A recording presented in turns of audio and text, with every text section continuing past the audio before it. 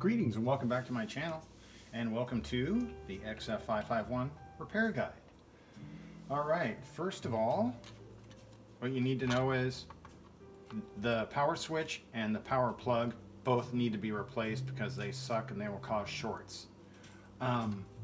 You can get away with not replacing the power plug, but we really recommend that you plug the power cord into the drive before you plug it into the wall. That way you avoid the short on this crappy power plug. Okay? Two of the most important things right there. I pulled this power switch off of a 810 power board. It's a 3 switch. This is a 6 switch. But when I did it, I left the back legs in and I soldered the legs together, the 3 to the front to the back, just to make sure. Probably unnecessary, but whatever. All right, that's the most important thing. Number 2, the guys in the forum said the SIO ports had problems with the soldering points, but when I went in there with the soldering gun, I realized that the entire motherboard needed to be touched up, like 90% of it, maybe 80. You know, it was thirsty. Okay, so I went ahead and did that. I also took off these connectors right here and kind of cleaned them off and plugged them in and out a couple of times to remove any crap. I cleaned the rails with Q-tip and rubbing alcohol, and then put some Vaseline on there. Let's see, sometimes this little hat will come off and you'll find it in the drive somewhere, shorting crap out. You can either super glue it back on, or on one of the drives I just left it off. It's not necessary. I haven't seen any bad caps on these yet, but you would have to go in and unsolder this whole shield and unscrew that. But I haven't seen any wang caps or bad caps, so I wouldn't worry about that right out of the gate.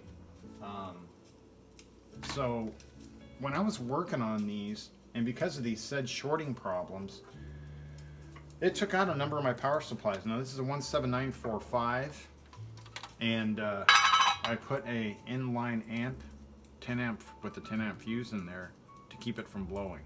And I put it inside of I just happened to be doing Christmas stuff and found a tin where it fits perfectly. So those can be done with you can Dremel them out and just put an inline fuse in it. It's really easy. Makes them super dependable too. Drive speed should be, if you do get it up and running, drive speed should be about 300 RPM.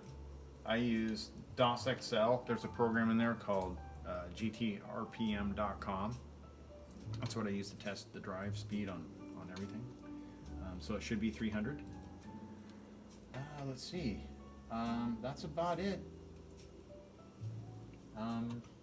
Despite these problems, it's a really super simple drive design. And I guess the reason why these even exist is because when they released the 65XE, the 130XE, and the ZEGs, they were telling consumers that it was a computer, it was a games machine, but you could turn it into a computer, but they didn't have a drive for it. And then to avoid a lawsuit from Nintendo because of that gap, that's why this exists. So, and they wanted to sell all the 1050s out. They had a huge stock of 1050s, so that's another reason why this was delayed. Another point of interest about this is it has a 4-pin Molex, so these can be easily converted over to a 3.5-inch drive. So that would be kind of cool to do at some point.